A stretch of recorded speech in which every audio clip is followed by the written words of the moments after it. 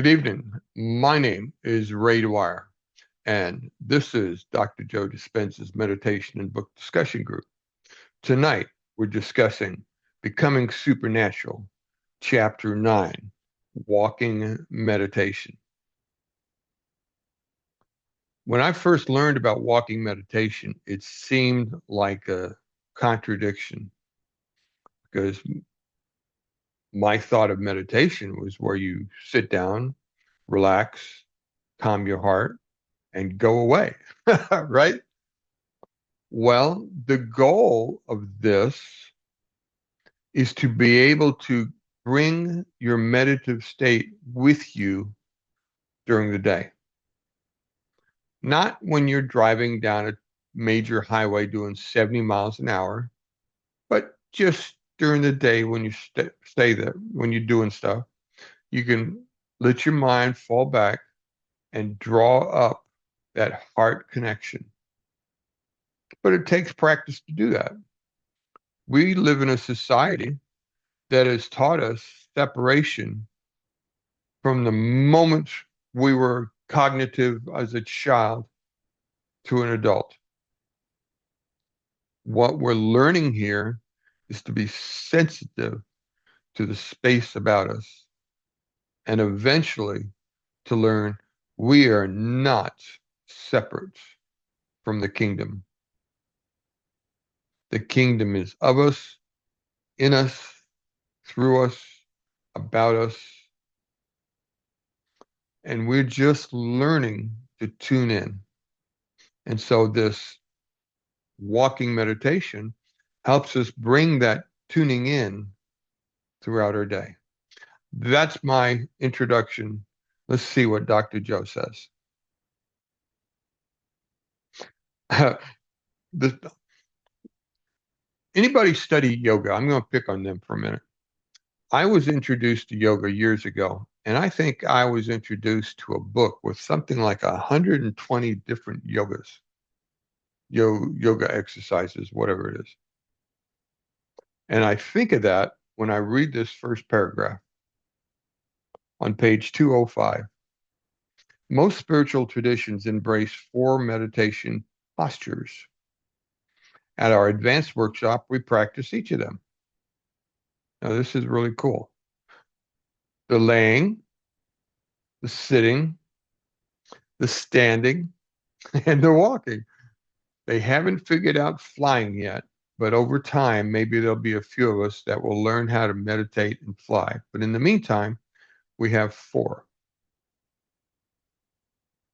Perhaps your heart feels open, expanded, and connected, or perhaps you just overcome an aspect of yourself, shifted your energy, and emotionally embrace a new future. But more often than not, you may fall right back into your unconscious programs, and all the work you just did to create an elevated internal state dissolves into never-ending to-do list. I understand that. You sit here, you get up in the morning a little bit before schedule so you can come in here for half an hour, 45 minutes and get into your heart and just love. Practice loving with all your heart. And you get up from your chair and you're lit. Your eyes are sparkling and you take care of the children, get your breakfast, get your chores listed, your household stuff, and you get on the Texas highway or any city highway where you are and you're scared out of your mind by the time you get to work. Really? Yeah. Kind of hard to keep that love energy that you just had in your sitting meditation. It's hard to translate meditation with your eyes covered in a safe environment in your walking life.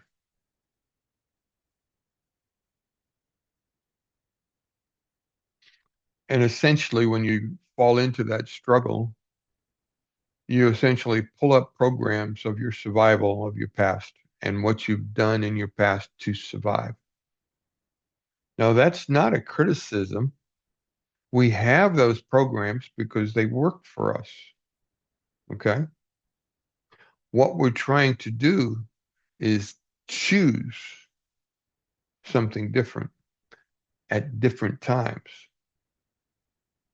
You see, you will never hear me say anger is bad or even stress is bad. People say, what do you mean? Stress kills. Yeah, it does, but not the way it's said. I mean, and what do you mean? Stress is a survival tool. How can a survival tool kill? It helps you survive. So, what do they mean when they say stress kills? What they should say is chronic stress kills. Getting stressed and never letting it go, right? I get on Texas highways and I'm a pretty chilled guy now. And there are times I get stressed just because things are going on like here and here. It's like people, it seems like people are taking shots at me. It's like, come on, guys, back off. And I stress. But I don't chronic stress. Within 15 minutes to get off of the car, I'm wiggling around and I'm bopping around and I'm talking to my heart and I'm thinking, oh man, they missed me today. Ah, you know, and I'm happy and going again. That's what you get from practice, particularly the walking meditation, because you're practicing being of the world and in the world, but the world is not you. Bottom of 206. You know by now that when the body becomes the mind, you're no longer living in the present moment. You understand what he's saying there? When you're in that survival mode, why are you responding to about that? Not because of this present moment, but because of the lessons you've learned from your past that you're presenting yourself with. That's not present moment.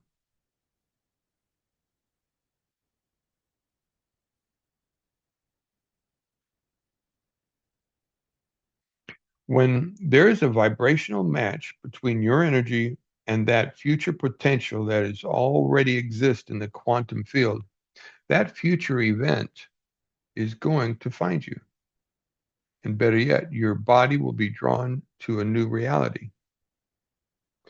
Now, let me talk about my dark past. Let me read this again with a dark interpretation. When there's a vibrational match between the energy and that future potential that already exists in the quantum field, that future event is going to find you. I was an angry guy. I was kind of a unpleasant person. And do you know what I drew to me? That future event is going to find you. I found places to express my anger and my messy self. You know what I find now? I find people who look at me and go, how's it going, Ray? I said, oh, it's cool. What's up? And I meet people and in just 30 seconds of conversation, I see them pull out of their stressful moment just to have a playful conversation with me for a few minutes. I have serendipitous moments that find me, and it seems like they're not there for any other reason than to give me a chuckle and a laugh, or my wife and I. The events find me, just like those old dark events did. For a moment, think of your future reality as if it already exists, vibrating as unmaterial energy in the quantum field. What's your infinite potential? It's out there ringing like a bell, but you can't hear it because you're tuned to the chaos of survival. That's not a criticism. I lived it. But that's what this practice is for, is to help you carry those moments of your morning meditation sitting in the chair to practice it in real life. Now you're connected to that future reality because you're operating at the same frequency vibration. The closer the frequencies come together in space and time, the more they influence each other until they entrain one frequency in one space. That's the moment when your future finds you. Yeah, that's what we are practicing. This work, where at this level is a schoolwork. It's a lab work. I'm here to help you practice and get your skills up. You've never heard me talk like I'm some kind of guru on a hill. I'm just a guy practicing. I may be a lesson or two ahead of you, but that's all.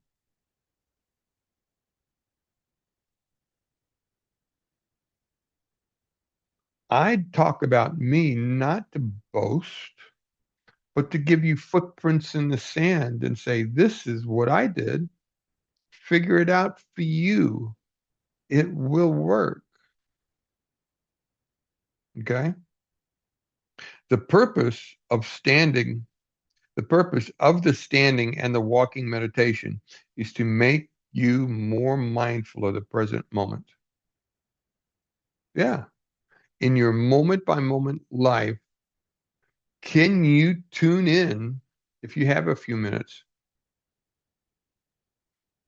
and just love the space about you? That's what we're practicing here. You can watch the kaleidoscope and just trance out and feel good. Or you can use it as a tool to practice going into space, like I was encouraging you to do.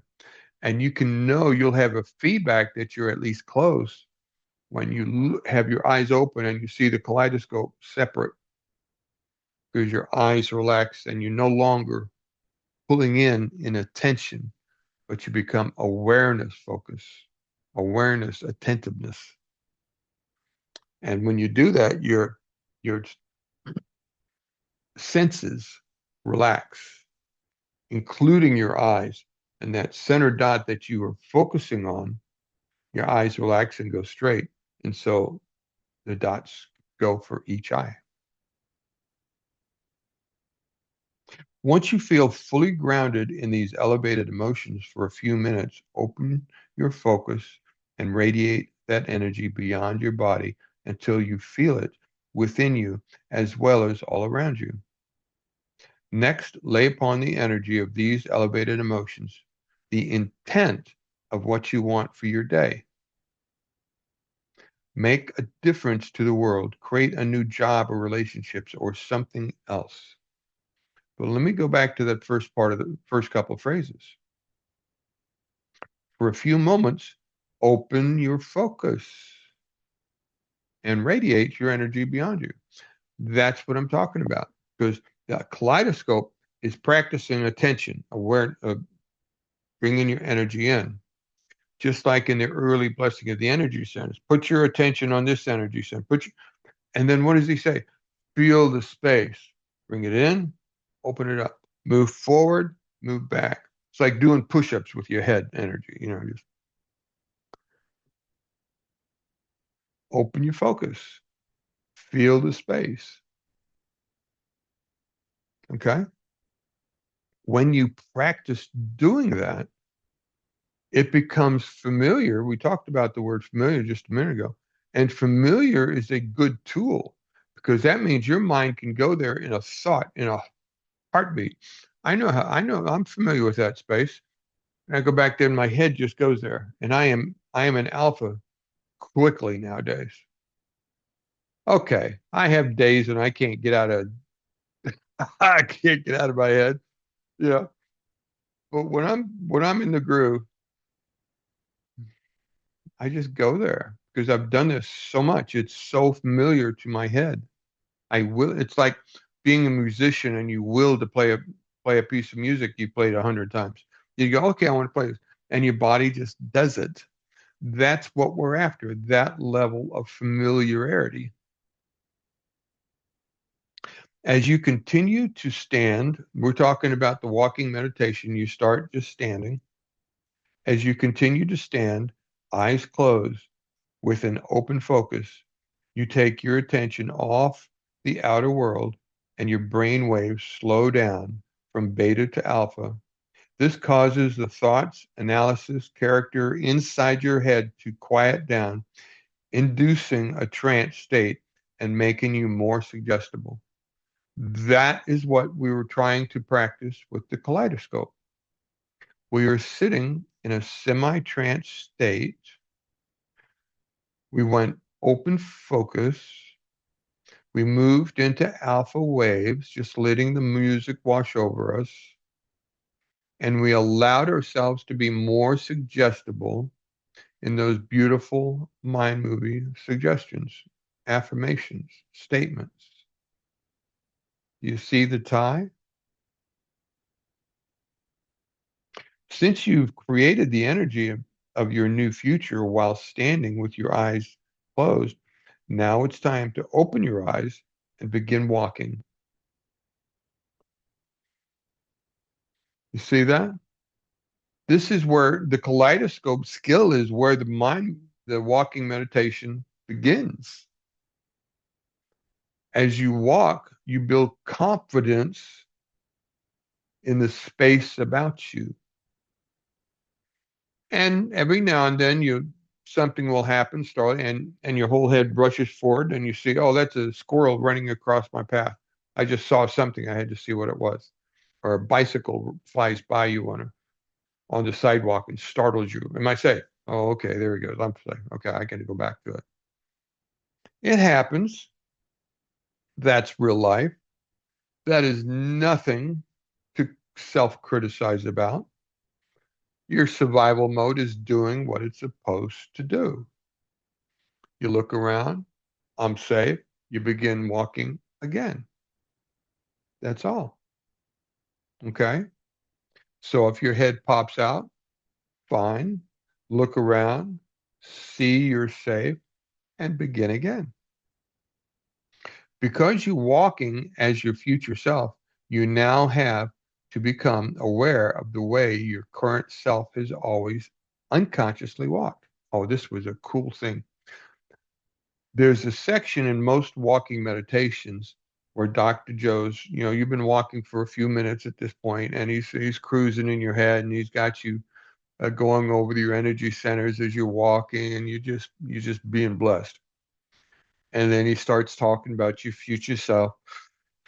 Then he says, now walk as if your future self is already you. How would it feel to be that future you? How would it feel to be perfectly healthy with a strong back? How would you walk if you could feel and have a strong back? Would you walk different?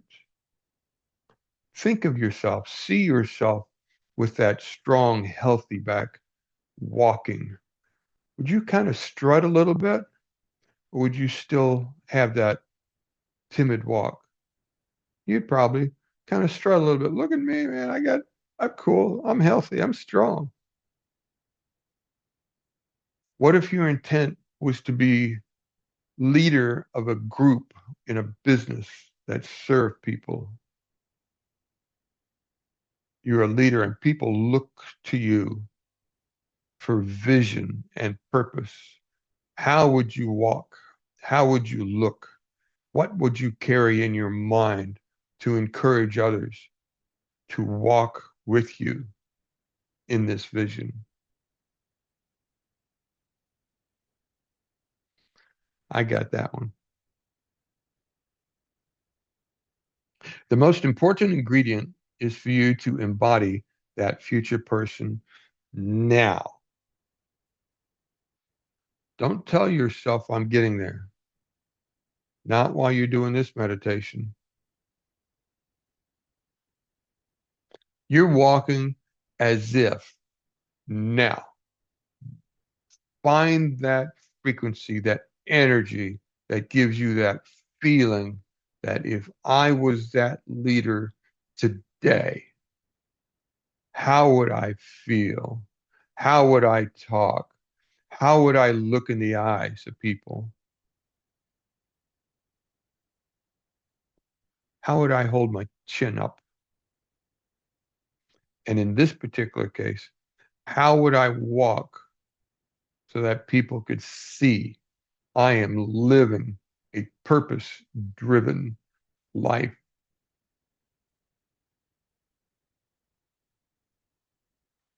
You with me on this? Do you see how practicing the kaleidoscope feeds into this?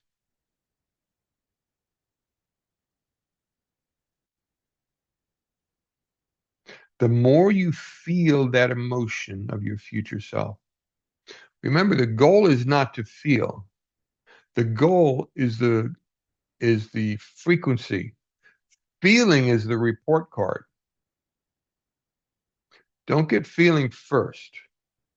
Feeling is the report card. So let me read that again. The more you feel, what does that mean to me when I hear the more I feel? That means the more I tune into that energy and lit my body to respond to what I'm tuned into, then I know I'm tuning into the right energy. If I try to force a feeling in me chemically, I don't know if I've tuned into the energy or not. I'm just fooling myself. So be careful with that word feel. It is the report card, not the goal. So the more you feel, that means you tuned in. That emotion, the more you're going to pay attention to the pictures, images, and thoughts that are creating in your feelings. Did you hear that last phrase? The more you pay attention to the pictures, images, and thoughts and that are creating the feelings. That's what's creating the feelings. Don't get that statement backward. Don't try to force feelings into you, stirring up images. Mm-mm. You're tuning in to something in the future infinite potential energy field, letting it give you energy images, not out here, not like as if you're projecting an affirmation. From your quantum mind is open. Tune in. You've heard me say it. I am an infinite potential. I am inheritor. I tune in and I am worthy to be there. Got to get there. The act of feeling the emotion of your future and combining these emotions with your intent does two things. It installs new circuits to make your brain an intentional map of the future, and it produces emotional chemistry that future event, which signals new genes in new ways. So doing this, tuning into that future self, seek it in your mind, that frequency of the event, so that it stirs an energy in you, so that you're feeling it. It reprograms you all the way to the DNA. I blew me away when I learned that, but it was key to my healing to not only learn it, but believe it, not believe it, but know it, not know it, but do it. I did what it took to change my energy, and I changed. Remember that this meditation is not about what you get in life, it's about who you become.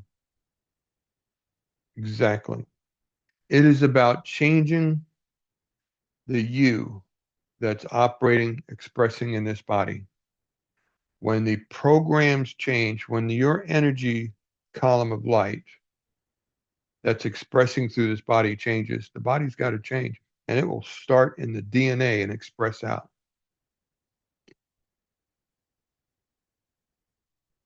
Who knows? You might find yourself on the bottom of 210. Who knows? You might find yourself naturally walking like a happy person, behaving like a courageous, compassionate leader, thinking like a nobleman, empowered genius, feeling like a worthy, abundant entrepreneur. You just might start feeling like it and drawing things to you, things and people. And biologically, what? Biologically, you'll change to become that person. How is that possible? Well, as you change your energy, two things are happening. You are changing your frequency, and in so doing, you are drawing to you your new self, the events and things and trappings and reality of your new self. And the second thing you're doing is you're driving an energy, holding an energy in you and your heart so that your very DNA changes and you begin to rechemically modify your body. This is not woo woo. This is medical science now. Isn't that a hoot?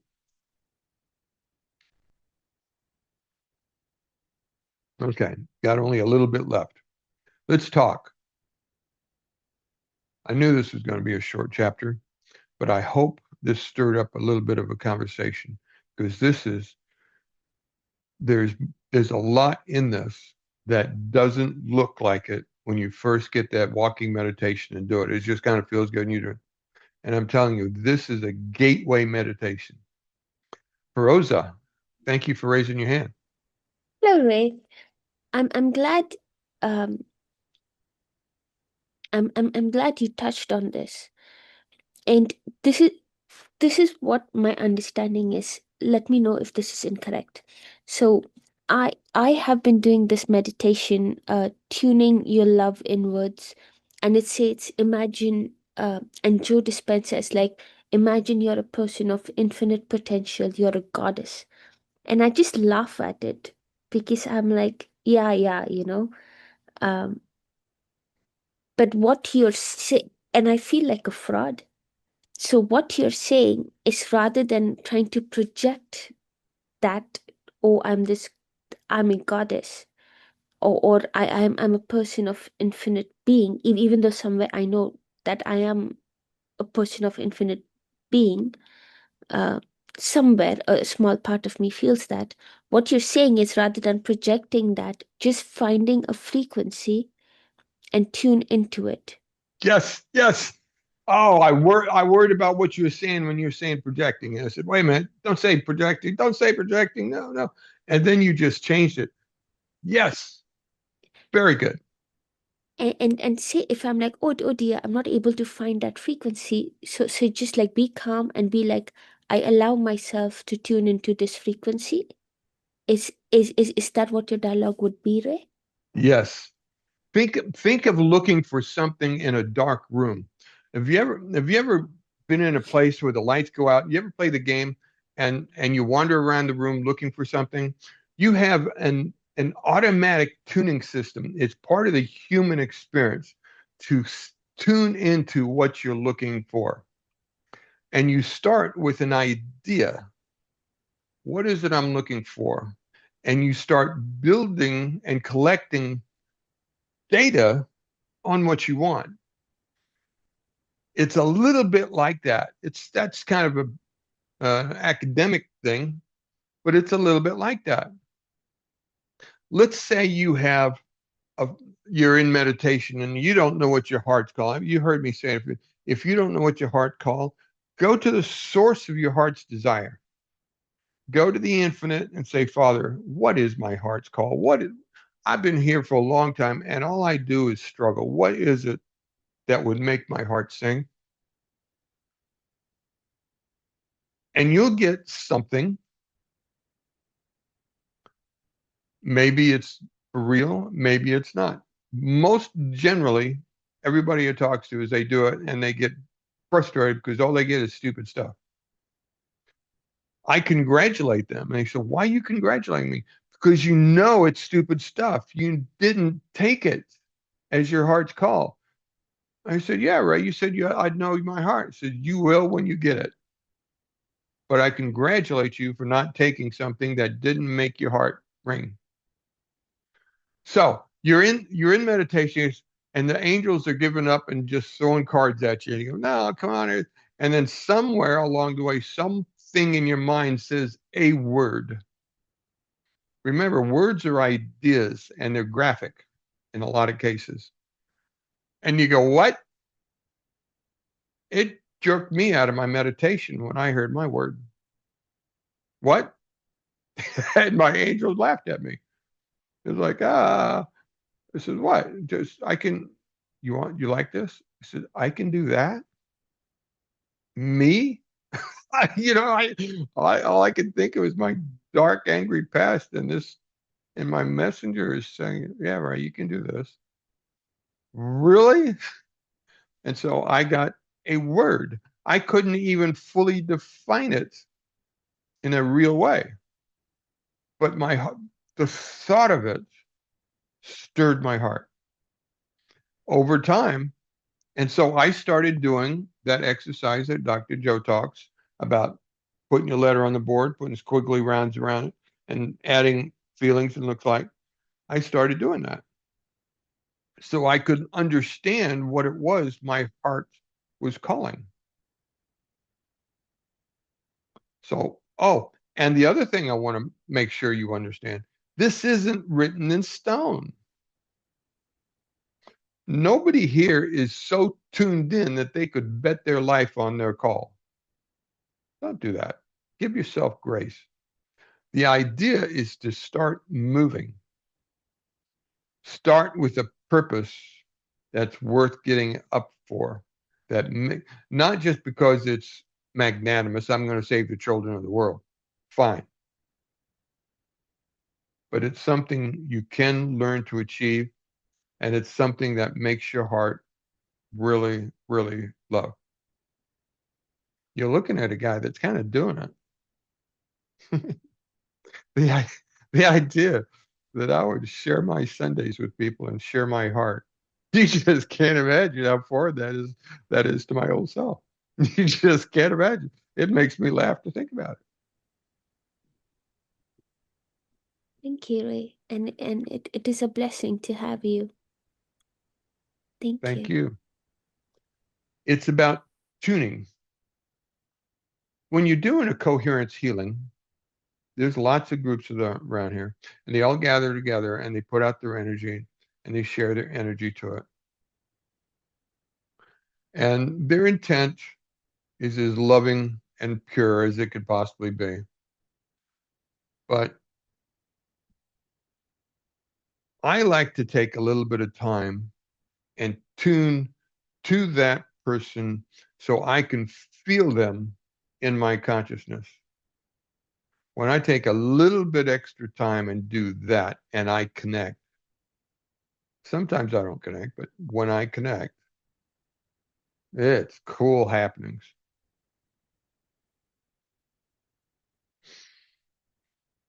Learn to tune. Tuning is tuning is your talent as a human being. How do you tune? You push a point in your consciousness and you be it. How do you be when you're tuning to another person? Well, quit thinking in the terms of separation, for one. We share a field. We do. We share a field more than a fish shares a pond.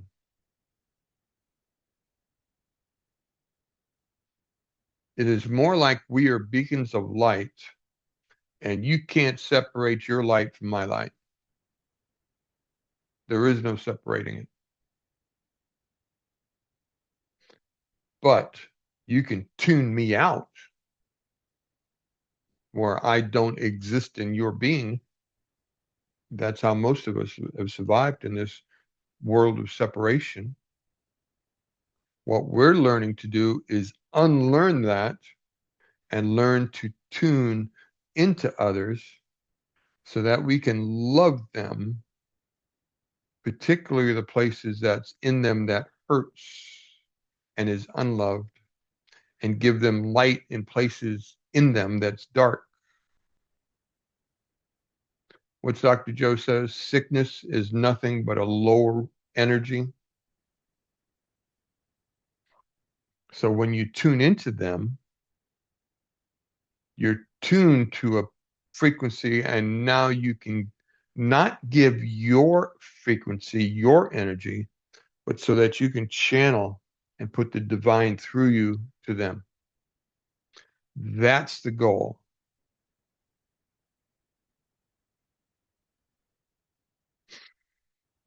You can do it. This isn't some guru woo-woo stuff I'm talking about. Hey, look who's talking here. I am just a crazy old army guy. I'm still certified PTSD loco. I have. I'm not going to tell them otherwise. I like the money. But we are all taught this. Dr. Joe teaches this around the planet to every society. This is just human. The question is, are you willing to push yourself to prove him right? You wish to prove him wrong, you'll succeed. But it takes a little effort to prove him right. So you tune, you learn to tune. And this walking meditation is a practice in that. Because as you walk, you move into that alpha state and you just barely stay aware of your environment. And you walk as if you are tuned in to your future self. You with me? And you tune in to not somebody else's frequency, but you tune into your own frequency and you walk as if. I got to tell you, I was surprised when I practiced doing that and I found my gait, my little stride change. I thought, oh, this is cool. Because I felt it come in me and I felt this new energy in me. And I just kind of started going, hey, this is cool. I'm feeling good.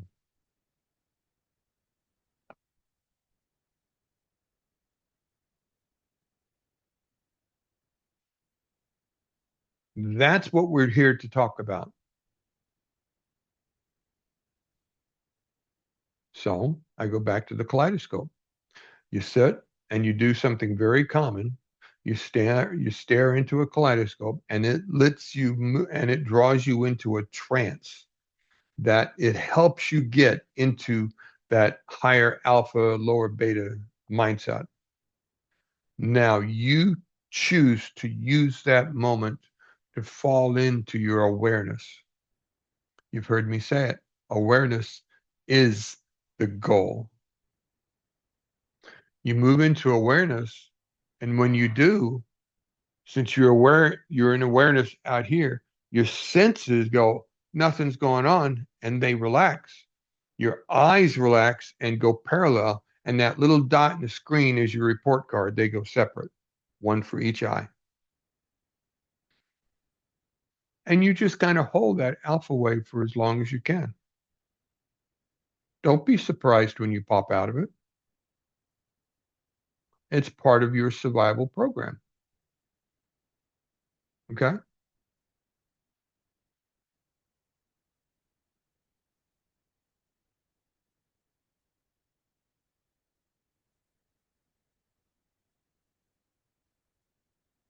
Very good. Anybody else got comments?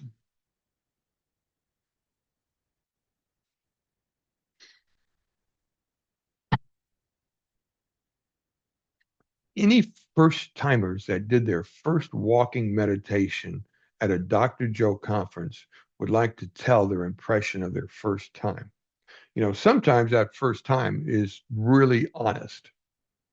Sometimes people don't allow them to go down into the meditation. So anybody got the courage to talk about their recent first walking meditation? Anybody? No?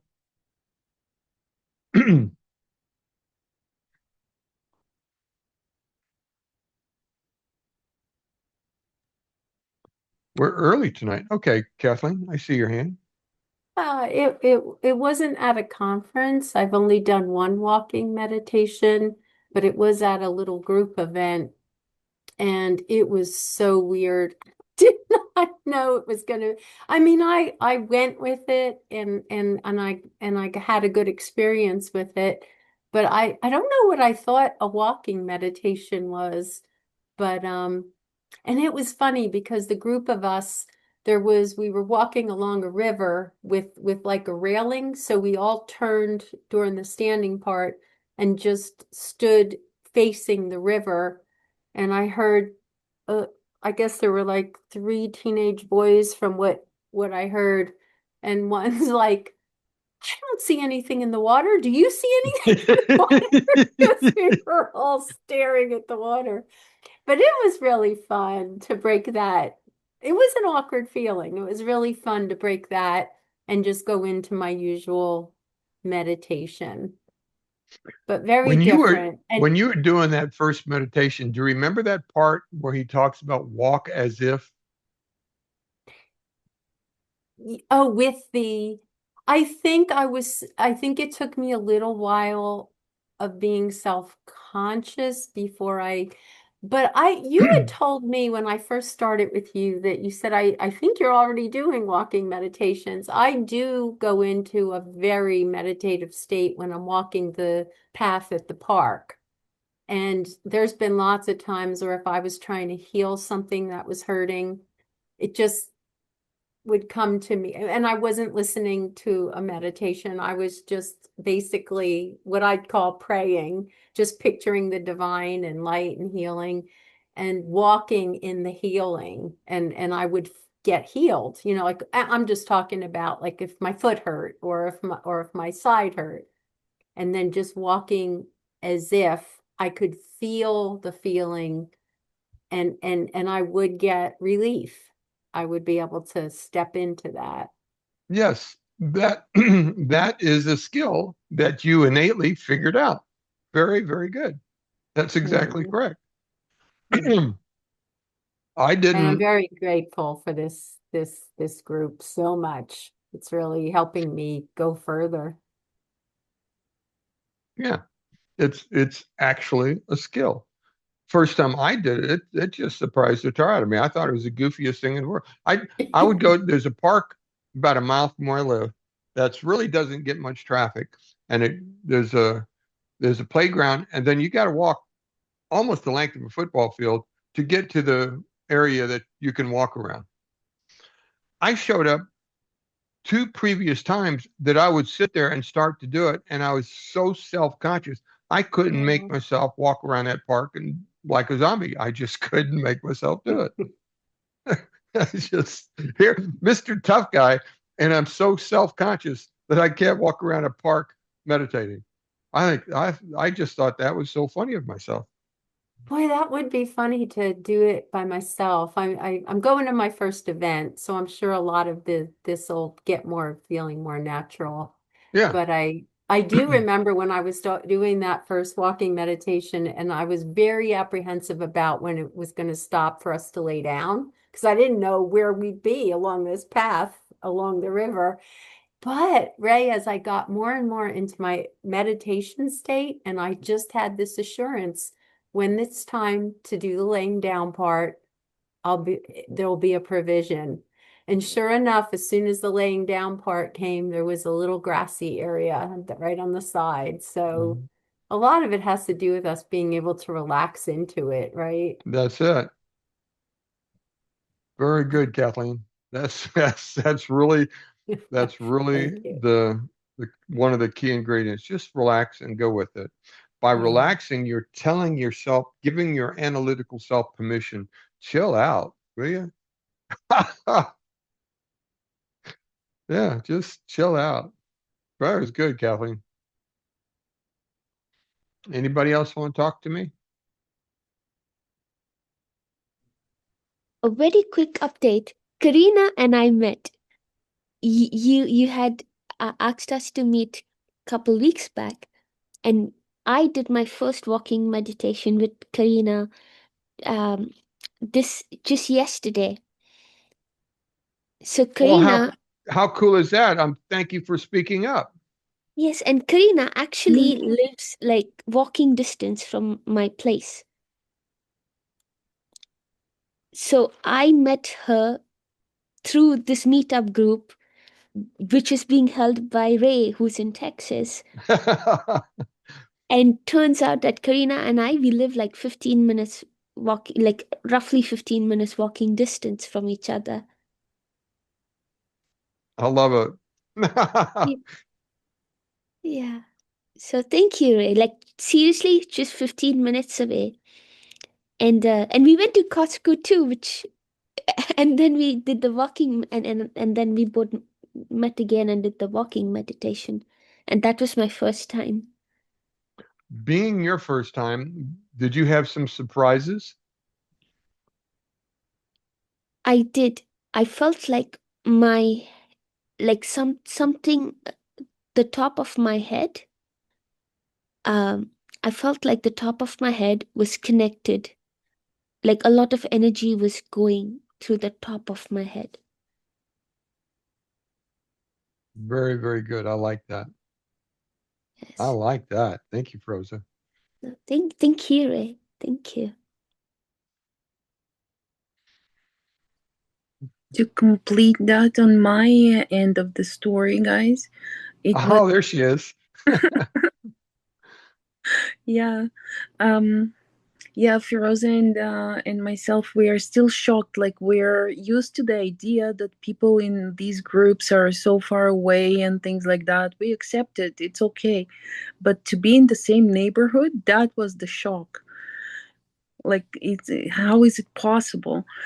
But talking about the walking meditation, I have this kids walking meditation because I didn't purchase any of Dr. Joe's real adult walking meditations, and I never been to an event. So I'm just doing this kids meditation, which don't have this lying down part of it. And I did this meditation before a couple of times, but the last time that we did it together with Firoza, first of all, it was great to be with someone. It was really nice to be with someone, but it was so much energy going on, and the weather was windy and cold and rainy, and I didn't care. Like, I want to go, I'm full of energy, I want to move, I want to expand my energy. I was actually shy after the meditation. I remember Dr. Joe says, find someone to hug and just put this energy on somebody. So I was so, Rosa, can I hug you? But we are strangers. Like, I know I'm not going to ask that, but I wanted to hug someone. It was just give this great energy to people, to something, yeah. So that was great. It was awesome, and I didn't care about anything. Actually, it was funny because when he said, stop and close your eyes and do this and do that and do that and do that, and then now you can open your eyes. I opened my eyes, and it actually took me a couple of seconds to realize where I am. I was so out of there. That Yeah, is so so good. That is yeah, so good. Yeah. That one part where Dr. Joe says go and love somebody. I generally do that when I go to a grocery store. I find someone to get goofy with. Just, can I help you reach? And some little ladies reach, can I help you get that? And I just take a moment to move into my heart and just with all I know how to love, I just include her in my heart of love. And I feel the connection. She feels it and doesn't know what the world's going on. I see people look at me like, what are you doing?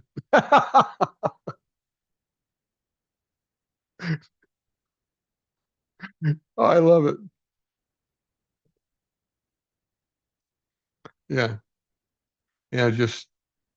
I just turn on my light and somebody near me, I kind of think of them and include them in a moment of love. Not for a reason, not for a definition, just lights on, flame on, include them in the energy of my love. And they feel it. It's just, I feel them feel it sometimes. It's really cool. No, I can't do it all the time. I am not some guru master that walks on water. And I go days when I can't do it. But when I'm feeling good and I've had a good morning meditation, it's really cool. Thank you. That was good, Karina. That was cool. Anybody else has a little chat before I read the last part of this chapter? Yeah, Okay. great. Thank Yes. you very much for all the work and the love and your heart that you put into that, and helping strangers meet and connect and spend some time together, right? And continue there's Joe's meditations and teachings. That's great. Awesome. Thank you again and again. Thank you, Karina. Yeah. And just the work is not done in the analytical mind. The work is done in the space of the space. That's where the work is done. And that's why we practice this. So that when you've got a moment where you can step out of your analytical survival mind, you can turn the lights on and love the field about you. As I said, love you first, most, and always love yourself until you are a fountain spilling over to those around you. So those in your environment know that you love. They might not understand it, but they'll feel it. Last part of this. Go ahead. So I don't know, I was doubting to share this or not, but I just wanted to share something regarding the walking meditation. I was actually thinking that I was going to do a sitting meditation, and I was in my room. And I didn't notice it was really a walking meditation. So I started meditating, and I was in this trance that you mentioned. When the voice says, walk, I started walking. And I went down the stairs. I went out of my house. I went into Really? a park. Yes. And I was like in a trance. I didn't know the neighbors, what they thought or anything. I didn't care. I'm always, I care a lot about those stuff, but I was like I was in a trance, and I felt really how was like being in the present, like being connected. Because when I do walking meditations in the conference, or when I do it purposefully, so I plan for it, etc., I wasn't aware. So when that happened to me, so I was aware that of the feeling. I don't know, it was really different. Or so it's the same happens when I do it like on purpose, but it was like the trance. I could feel it. Does anything else didn't matter. I was just present and doing the walking meditation, and I didn't have shoes, so I was without shoes, walking in the street and walking, and then turning back, and I didn't care. I was just in trance, and I think that's part of the kaleidoscope and the relationship you are making with the kaleidoscope, preparing you for the walking meditation. Yes, very good. Yes, to everything you just said. That's cool. Find yourself walking out of your house and down the sidewalk, down the stairs. That's cool. I like that. That was fun. Yes. Yeah, and you forget about four people walking with you. It looks like the Day of the Zombies, where everybody's walking out with a trance. Oh yeah, the first walking meditation I was in was with Dr. Joe's conference, and it was shocking to see 2,000 people walking like a bunch of zombies. He was just like, I can't do this. I had to talk myself into getting into it.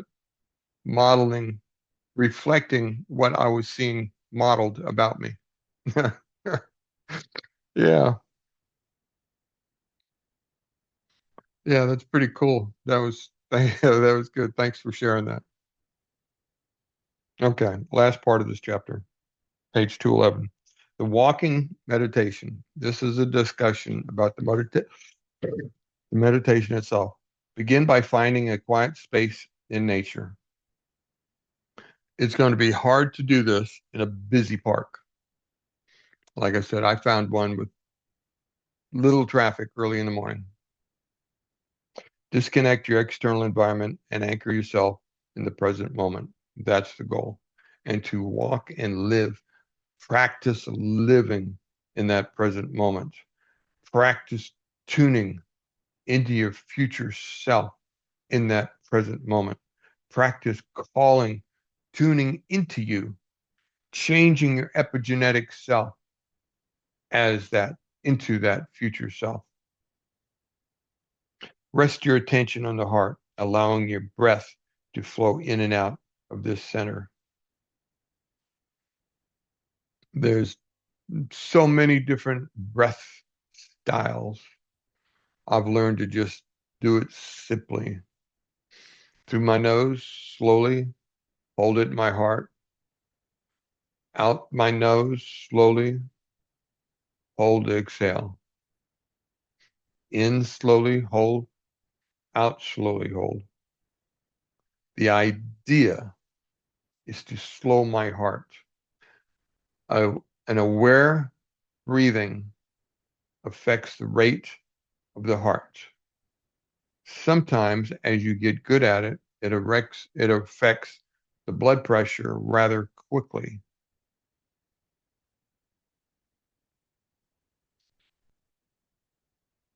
After a few minutes, hold a clear intention. There's lessons on what an intention is. You need to understand that it is not an affirmation you put on a screen in front of you. It's a heart-mind thing. Next, open your eyes, and without looking at anything or anyone, open your focus and keep your awareness on the space around your body while maintaining trance state. That's what I was encouraging you to do with the kaleidoscope practice. Practice keeping your eyes open and staying in that trance state as you listen to the music. Let the swirlings in front of your eyes and listen to the environment of the space about you. Listening is a receiver concept. You are not projecting. You are not wanting. You are not calling. Move into the space quietly and listen.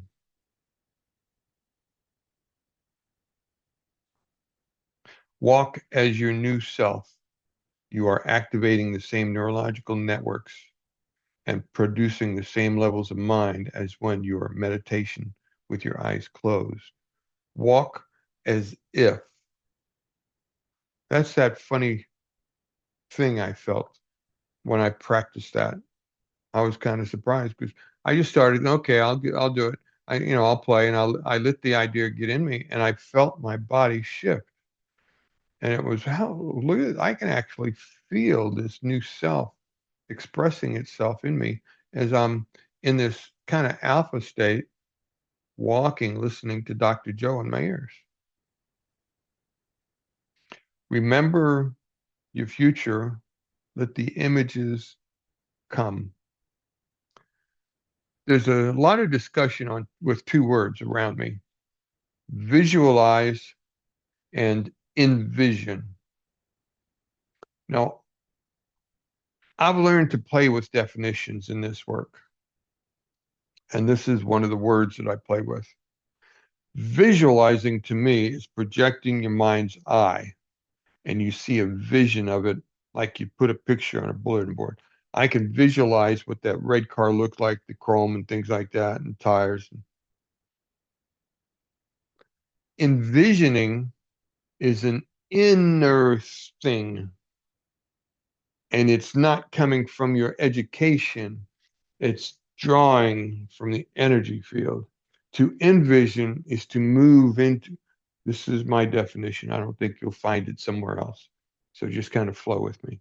When I think of envision, I tune into the field and I draw it into me, and I let the energy stimulate a response in my consciousness as a envision. I envision what my future self would be like.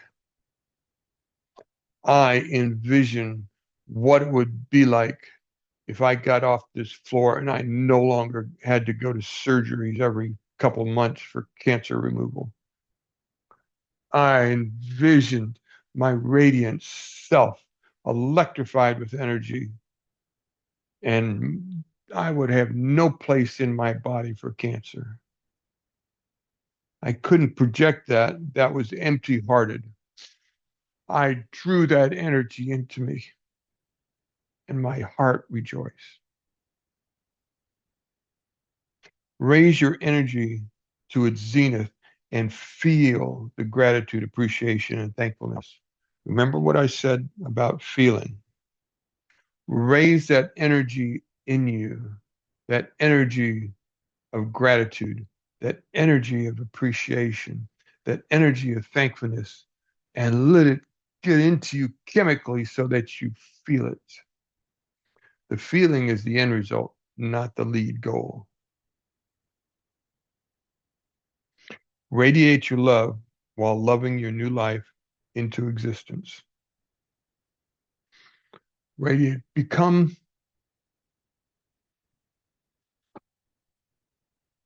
This is how the world teaches us to love. I'm going to love that spot, and I'm going to ignore the rest of the world. Right? I love that, and I love that. That's separation, and that's what we're trying to become aware of. My ceiling light here, that shines a light on the room, and it doesn't care what's in the room. Its goal and purpose is to shine light.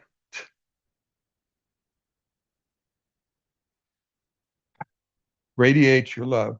Be a light upon a hill. Don't care what you love, just love. While loving your new life into existence.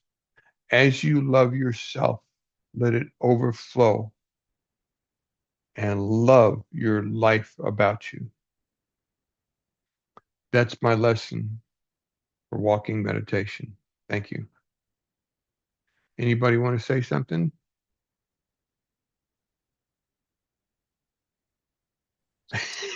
Ray. Oh, hi. Yes, it's my first time here. I live in Kelowna, BC. I haven't heard about walking meditation before. Really? Yeah, but I've been trying to do some of the Dr. Joe's meditations through YouTube. It was Okay. just before this session, I actually went out and walk around a small pond, trying to put my attention into my awareness rather than the object. Yes. Very good. Yeah.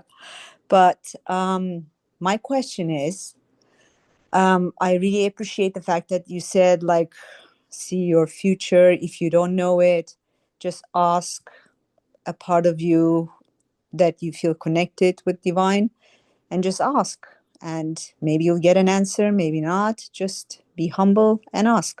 Yes. So, but again, like feeling love, even with the meditation, at one point when you try to stay in your awareness, sometimes you lose it and you fall asleep if you're doing it sitting or lying down. Walking, obviously, you're not there. I mean, hopefully. But feeling love is a tricky part, like trying to experience after we feel being present in as an awareness, not in the awareness, but as an awareness, I can't go beyond that. Like, I don't feel love. I don't feel anything extraordinary. So, Let me ask you a really tough question. Not who are you, what are you? yeah. Yeah.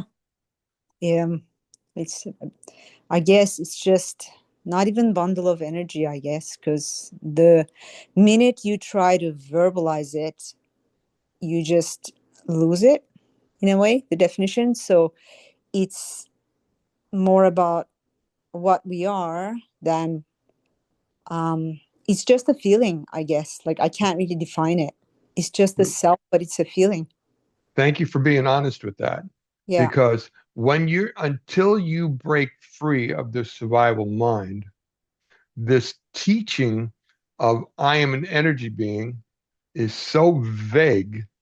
It's like trying to explain a color to a blind man. I understand that. That's why I said I'm asking you a real hard question.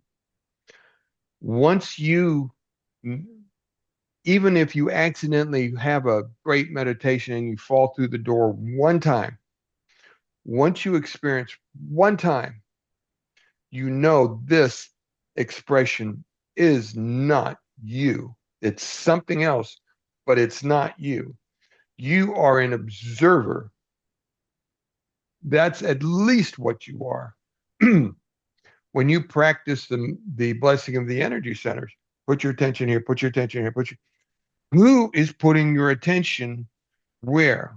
Your body isn't. Your body is following an instruction. You do it long enough, and your intelligent consciousness will go, who is doing this? Who and what am I? Because I'm clearly not my body, because I'm pointing to different parts of my body, and my body is receiving it. You with me? Yeah. Yeah, see, you're right. It is illogical to love in the manner that I say, that I've learned to love, if you have not had that connection. That's not a criticism. It's just like I said, it's like talking about color to a blind man. They haven't experienced it. This is experiential. Now, my challenge to you is you have a choice now to try to prove me wrong or to try to prove me right, because you will succeed on either choice.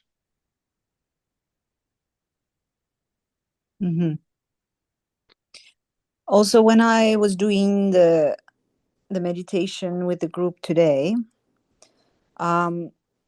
the two tunnels and two things, the separation, maybe I just saw that 3 times for just a millisecond when my eyes were kind of closing in a way.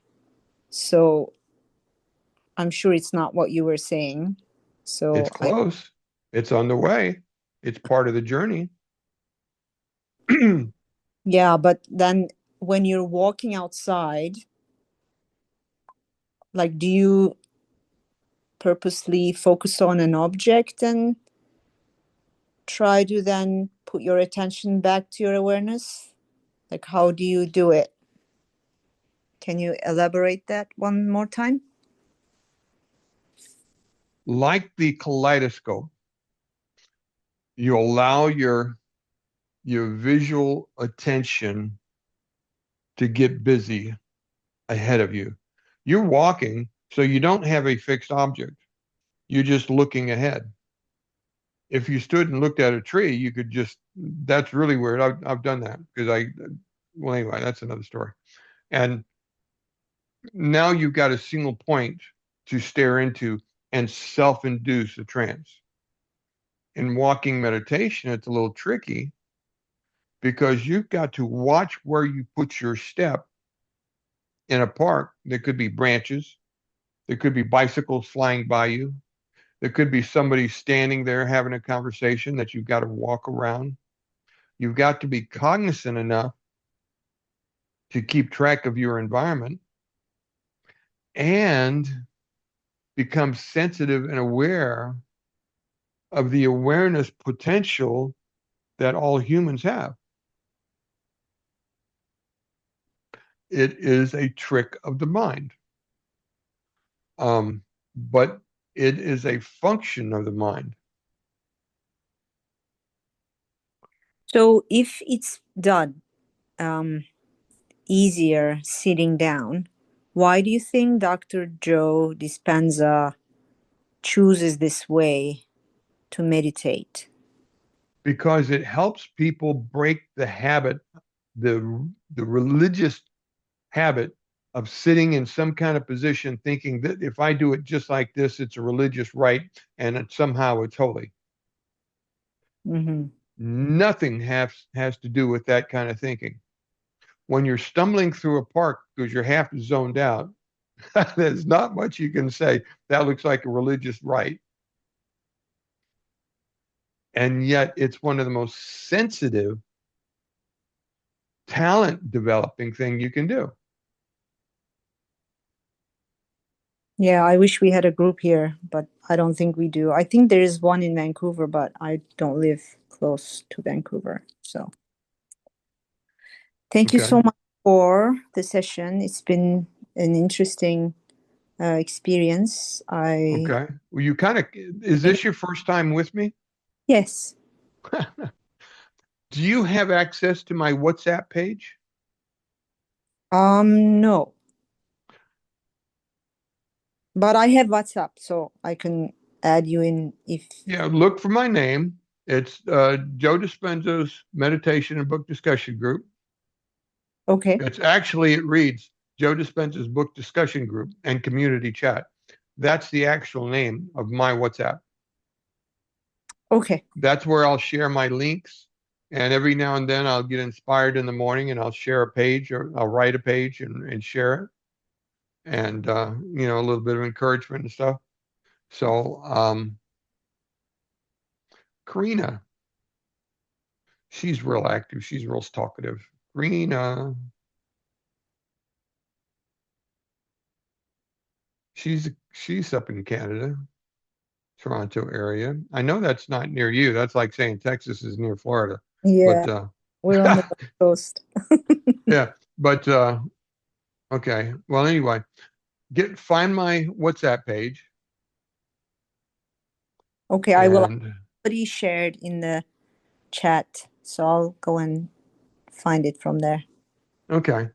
Thank you so much. Yeah, you've got my name, and if nothing else, you'll find me in WhatsApp, and we can figure out how to get you in and Okay. get you some friends and see if there's anybody in Canada near where you are.